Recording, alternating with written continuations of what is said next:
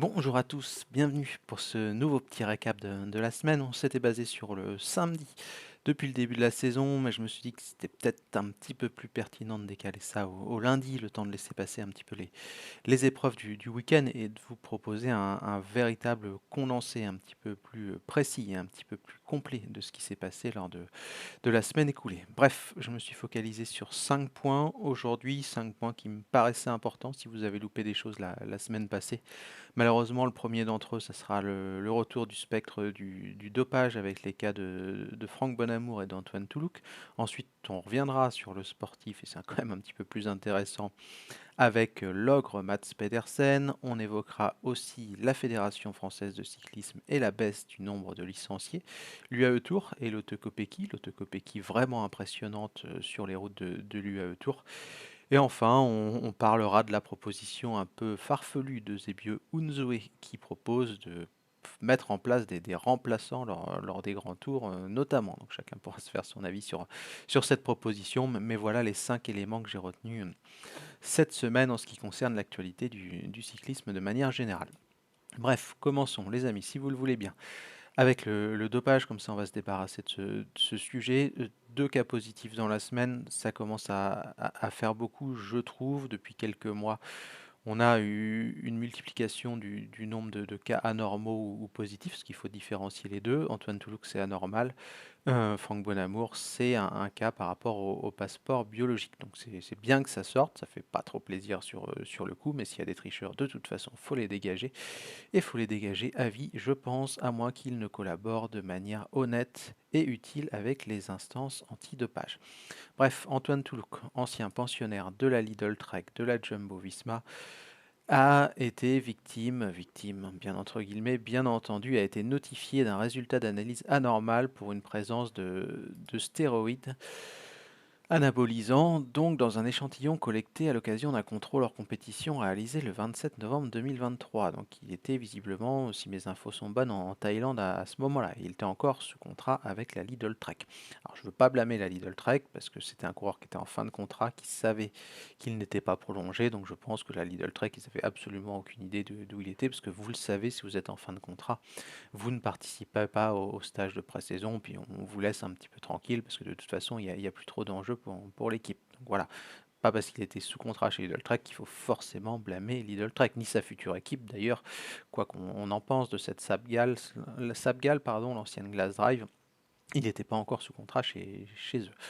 Donc conformément au règlement antidopage, le coureur est suspendu provisoirement en attente de l'analyse de l'échantillon B. Donc on verra bien ce qu'il en est et on verra bien la sanction qui tombe ou qui tombera pour Antoine Toulouk, qui, je le rappelle, va évoluer en division continentale cette année, ou devait évoluer en division continentale cette année, au sein de la Sabgal. La Sabgal, c'est le nouveau nom de la Glass Drive, une équipe portugaise, et vous savez tout ce qui se passe à peu près au niveau du cyclisme portugais depuis quelques années. Je ne ferai pas de commentaires supplémentaires, je pense que vous suivez assez le cyclisme pour vous faire votre propre opinion sur ce sujet.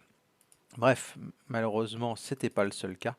Plus gros séisme, j'ai envie de dire, non pas parce qu'il est français, mais parce qu'il est plus connu, tout simplement. Franck Bonamour, c'était le super combatif du Tour de France 2021, c'était cette soi-disant belle histoire auquel beaucoup de personnes croyaient ou voulaient croire, du petit coureur comme ça qui se révèle sur un Tour de France, qui n'avait jamais rien fait avant, ou rien de sensationnel et qui tout d'un coup s'attire les faveurs du grand public, crée un élan de sympathie, vend une belle histoire. On sait que chez BNB Hotel, on aimait en plus vendre les belles histoires à l'époque, et il s'avérait que finalement cette belle histoire allait à un petit côté un petit peu sombre, parce que l'UCI n'a pas précisé, vous lisez comme moi à l'écran le communiqué de l'instance dirigeante, n'a pas précisé la date, mais AG2R, enfin Decathlon, pardon, AG2R a donné des précisions, et il s'agirait donc d'anomalies sur le passeport biologique de Franck Bonamour qui sont antérieures, pardon, à son recrutement au sein de la formation française. Donc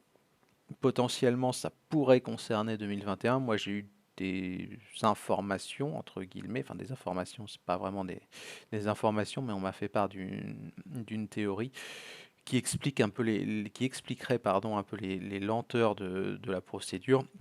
C'est-à-dire que ça daterait, si j'ai bien compris, de 2021, et un, et encore une fois je parle au conditionnel, et les instances antidopage auraient laissé le temps à Franck Bonamour de reproduire ces valeurs qui paraissaient suspicieuses, que vous savez comment ça marche pour le passeport bio, et si vous ne le savez pas, on analyse bien entendu vos données sur le long terme, et si jamais il y a une montée en gamme que vous n'arrivez pas à expliquer ou qui n'est pas explicable et que vous n'arrivez pas à reproduire, eh bien on regarde et on se dit comment ça se fait que lui, il est capable d'être aussi performant ou d'avoir des données sanguines ou des valeurs sanguines si élevées alors qu'il les a jamais produites avant. Donc j'imagine qu'on demande au coureur ce qu'il en est, qu'on lui laisse le bénéfice du doute et de ce qu'on m'a expliqué, donc dans le cas de Franck Bonamour, malheureusement pour lui, et ça c'est pas de chance, hein, ça n'a rien à voir avec ce contrôle, on souhaite à personne de se blesser, il a vécu une année 2022 compliquée, ce qui expliquerait, et là encore je parle au conditionnel,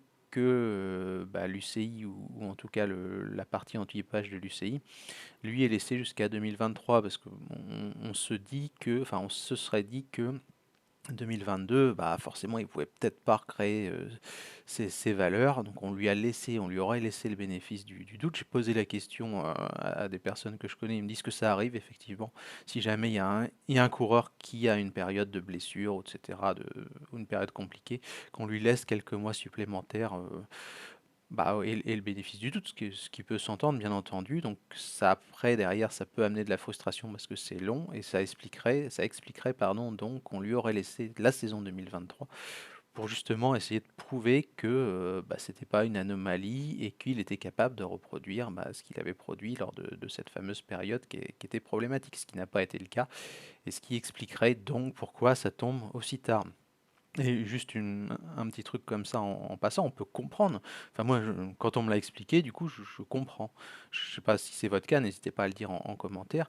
Mais ce que je trouve dommageable, si jamais l'explication que j'avance est la bonne, c'est que l'Union cycliste internationale n'explique pas ça. On n'est pas obligé de rentrer dans les détails sur quelle valeur a merdé, sur quelle valeur est problématique. Mais pourquoi ne pas expliquer tout simplement, de manière très transparente, si c'est le cas, donc pourquoi ça a pris autant de temps? Je pense que les gens sont pas débiles, les gens sont en mesure de comprendre et ils accepteraient, je pense, enfin vous accepteriez, je pense, pour la plupart, d'entendre qu'on laisse le bénéfice du doute à un coureur. C'est plutôt louable en plus et c'est plutôt juste, je trouve. Donc c'est dommage de ne pas communiquer si c'est le cas sur le sujet, parce que vous le savez comme moi, la nature a horreur du vide, et quand il n'y a pas d'explication officielle, c'est humain un petit peu, on a tous un petit peu, peut-être un petit côté complotiste ou autre, ou en tout cas on aime comprendre les choses, donc forcément, comme je le dis, la nature a horreur du vide, et si on ne donne pas d'explication, on cherche à en donner une, et elle est peut-être pas forcément la bonne, donc voilà, on aurait tout à gagner, je trouve, à faire preuve de pédagogie, de transparence par rapport aux différentes procédures. Tout le monde peut comprendre, je pense, en plus. Donc ça serait bien de mettre en place ce genre de procédé, je trouve, de la part de l'Union cycliste internationale. Bref, c'est pas forcément le point le plus intéressant de la semaine et ça vient encore polluer l'actualité. L'actualité sportive, pardon, décidément j'ai avalé de travers, donc l'actualité sportive, c'est Mats Pedersen, impressionnant lors de l'étoile de Bessèges, il a remis le couvert autour de la Provence, pas moins de 3 victoires d'étape et le classement général. C'est vraiment impressionnant de la part du Danois de la Lidl Trek qui a failli faire le Grand Chelem. Ça s'est pas joué à grand chose lors de la dernière journée de la course. Pardon, j'ai décidément un petit chat dans la gorge. Je suis désolé pour le petit raclement de gorge. Donc oui, Mats Pedersen remporte 3 étapes et le classement général. Ça fait 6 victoires cette saison, c'est absolument énorme. Il faut dire que les parcours l'ont aidé parce que c'était pas franchement dur et c'était décevant en Provence et à Bessèges. La concurrence n'était pas au rendez-vous non plus, mais quoi qu'il en soit, ça montre un état de forme quand même assez exceptionnel de la part de Mats Pedersen qui sera surveillé lors de Milan-San Remo, lors des classiques printanières et à l'occasion de Paris-Nice, pas pour le général, mais pour les étapes, bien entendu. Donc Mats Pedersen, vraiment l'ogre de ce début de saison 2024, je trouve, en tout cas chez les hommes.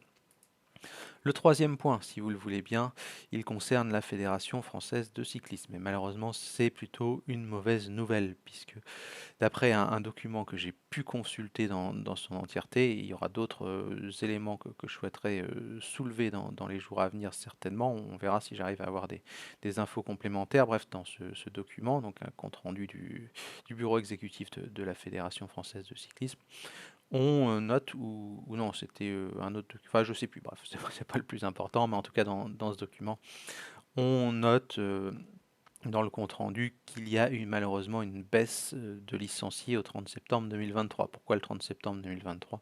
Parce que c'est fin septembre qu'on fait les comptes sur l'année. En fait, c'est 30 septembre 2022, 2021, etc., etc. Donc on prend un point, forcément, il faut bien prendre un point de repère à un moment, et c'est cette date qui a été choisie. Voilà pourquoi on parle du 30 septembre et pas du 1er janvier. Bref, à ce point de comparaison donc de la fin du mois de septembre, le nombre de licenciés s'élève en France à 107 827, ce qui représente donc d'après ce document une baisse de 1,68% du nombre de licenciés. Pour être plus précis, pour avoir un ordre de grandeur, ça donne 1841 personnes en moins qui ont une licence. Alors c'est assez problématique, j'ai lu un petit peu les commentaires sur Facebook quand on a publié l'information, vous avez été nombreux et je vous en remercie parce qu'on critique souvent les réseaux sociaux et Facebook et Twitter parfois à juste titre, mais là il y avait des vrais commentaires intéressants je trouve, des gens qui expliquaient pourquoi ils n'ont pas pris de licence, pourquoi ils vont vers la FCGT, pourquoi ils vont vers l'UFOLEB, etc. etc. Donc merci pour vos commentaires parce que ça aide à y voir plus clair, il n'y a pas de meilleur retour que celui du terrain pour essayer de comprendre et de mieux appréhender les situations. Donc voilà ce qu'il en est, perte de licenciés, c'est dommageable, personne ne prend de plaisir à ça, je pense qu'il n'y a pas de question parfois comme on peut l'entendre d'opposition à la FFC ou quoi que ce soit, bien entendu, je pense que tout le monde dans le monde du cyclisme serait heureux de commenter une augmentation de 10% du nombre de licenciés en France, ça fait pas le moindre doute et ceux qui essaieraient de vous faire penser le contraire sont tout simplement des menteurs. Par ailleurs, une autre info, et ça c'est plutôt une bonne nouvelle, et je voudrais quand même la noter, dans le document donc, que j'évoquais, on s'aperçoit que chez les comités régionaux ultramarins, donc dans les dom-toms, le nombre de licenciés est en hausse. Et ça c'est plutôt une bonne nouvelle, ça baisse en métropole donc, mais il y a une petite lueur d'espoir entre guillemets, ou un petit signal positif, avec, si j'ai bien compris, si j'ai bien lu le document, une augmentation dans les départements ultramarins. Et il semblerait aussi, et ça n'a pas été rajouté, il faudra que je vérifie, que chez les femmes, il y a une petite aussi augmentation du nombre de licenciés. Et ça également, ça serait une bonne nouvelle au milieu de cette news qui n'est pas forcément la plus réjouissante. Bref, le quatrième point, pour essayer d'avancer un petit peu, parce que je me rends compte que cette pastille risque d'être un petit peu longue aujourd'hui. Donc je voulais parler de, comment dirais-je, de l'autocopékie, parce que l'autocopékie, je vous en avais parlé lors des différentes émissions de la semaine. Je vous avais dit que c'était pour moi quand même assez probable, ou en tout cas une possibilité qu'elle remporte le classement général de l'UAE Tour, vu ce qu'elle avait montré sur le dernier Tour de France, où elle était juste derrière finalement Demi Vollering. Et ça n'a pas manqué lors de la montée de Jabel Afet. Eh bien, l'Autokopeki, même si on aurait pu penser à un moment qu'elle était en difficulté, elle est vraiment montée de manière régulière. Nef Boisbury, à un moment, aurait pu s'imposer. Finalement, elle s'est un petit peu, pas écroulée, mais elle a un petit peu baissé en intensité. Kopecky en a profité pour produire un effort. Et elle a été plus forte que Gaillard et Aligny, elle a été plus forte que ses autres concurrentes. Et elle va remporter une victoire de prestige, donc remporter ce classement général de l'UAE Tour. Et ça montre vraiment la force de l'Auto Kopecky, qui pour moi est tout simplement la meilleure coureuse du monde, ou en tout cas la plus complète. Alors ça fera débat, n'hésitez pas à le dire si vous n'êtes pas d'accord, si vous pensez que Demi Vollering est au-dessus. Mais voilà, moi je suis un petit peu plus impressionné quand même par l'Auto Kopecky. Et je suis pas forcément trop étonné qu'elle ait remporté ce classement général de l'UAE Tour. Aussi parce que j'avais la fête, c'est une autoroute en fait où c'est quand même, enfin, monter en puissance, être capable de produire des watts et d'être assez régulière. Bah, je pense que c'est un avantage. C'est pas la montée, je sais pas du Tourmalet ou un col en Italie ou le Mortirolo où vraiment là les pourcentages je pense créeraient des problèmes pour Kopecky. Là c'était vraiment une montée adaptée à ses caractéristiques et elle ne s'est pas loupée donc elle remporte le classement général de cette UAE Tour et elle commence la saison plutôt de belle manière parce qu'on s'aperçoit aussi sur sa fiche quand on regarde le site de First Cycling qu'elle a déjà remporté la course au point et l'élimination des championnats d'Europe qui se sont disputés à Apeldoorn. Donc c'est aussi pour ça que j'apprécie beaucoup sur le plan sportif, parce que je la connais pas, l'Auto Kopecky, parce qu'elle est très complète, je trouve, et ça fait plaisir à voir de voir une athlète aussi forte et dans autant de domaines, tout simplement. D'ailleurs, on le voit sur le petit résumé de First Cycling, pavé, montagne, course par étapes, plat contre la montre. Bon, ça pose un petit peu les bases. Bref, le dernier point que je voulais soulever, point un petit peu curieux ou qui fera sourire beaucoup d'entre vous, j'imagine, c'est la sortie de Zebio Unzoe. Le Zebio Unzoe qui souhaite des remplaçants sur les grands tours, ça a zéro sens. Pour moi, ça va à l'encontre de tout ce qui fait le cyclisme et notamment le principe d'endurance. C'est trop facile, ça avantage les armadas parce que forcément, plus vous êtes une grosse équipe déjà, plus vous êtes en mesure d'avoir des remplaçants qui sont compétitifs. Ça pose un problème d'équité parce qu'il propose de tout simplement pouvoir mettre en place des remplacements lors de la première semaine de course, tout en réduisant les grands tours à 2 semaines. Donc ça fait qu'en gros, jusqu'à 50% de l'épreuve, on est plus ou moins serein. Enfin, c'est assez ubuesque. Je l'ai dit, le cyclisme, c'est un sport d'endurance. Quand on est au watt près, à la minute près presque pour la récupération, etc., comment est-ce qu'on peut envisager déjà sereinement? Bah, je sais pas, je prends un cas concret pour UAE par exemple, ou même pour Jumbo. Imaginons que Pogacar se blesse au bout de 6 jours de course, on le remplace par un Ayuso qui est complètement frais. Bah, c'est pas juste en fait, parce qu'Ayuso il aurait 5 jours ou 6 jours de course de moins que les copains, et forcément avec de la fraîcheur qui est largement enfin un état de fraîcheur qui est largement supérieur à la concurrence. Imaginons aussi qu'on remplace Vingegaard par Kuss chez Jumbo, au bout d'une semaine, c'est un petit peu la même histoire.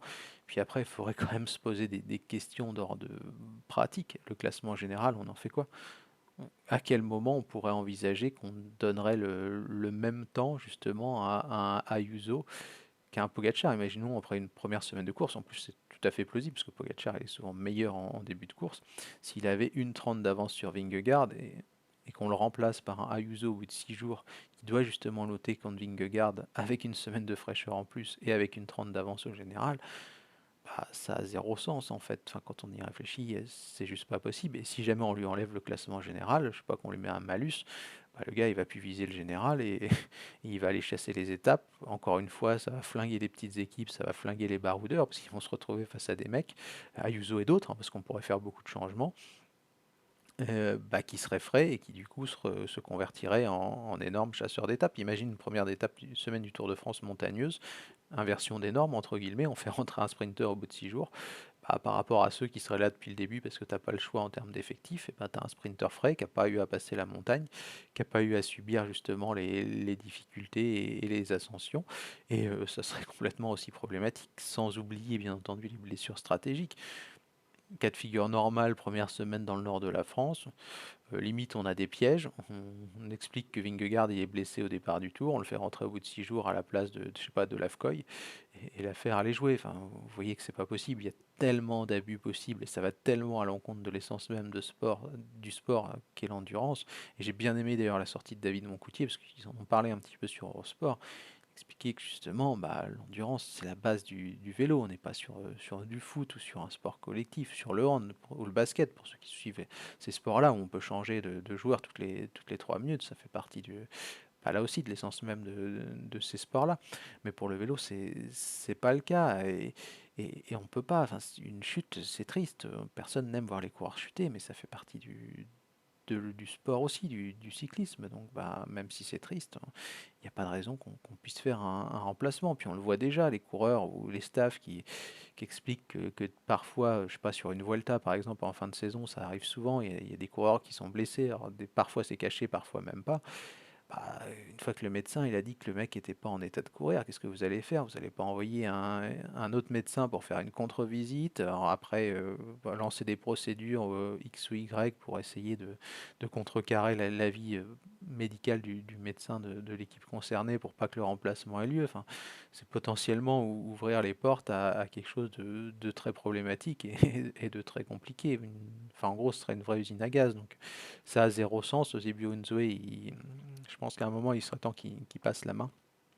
Parce que des idées comme ça a vraiment voilà, aucun lieu d'être, quoi. Bref, voilà un petit peu pour ce résumé. Si je prends en compte tout ce que j'ai dit depuis tout à l'heure, si vous voulez un petit condensé, les infos majeures de la semaine, c'était malheureusement l'actu du dopage. C'est Mats Pedersen qui fait un énorme début de saison. C'est l'Otto Kopecky qui a été impressionnante lors de l'UAE Tour. La baisse de licenciés malheureusement au niveau de la Fédération française de cyclisme. Et cette idée un peu saugrenue de Zebio Unzue. Bref. N'hésitez pas à donner votre avis en commentaire. Je lirai bien entendu avec attention tous vos avis et toutes vos critiques constructives. Donc je vous souhaite une excellente journée, une excellente semaine. Ciao, à bientôt.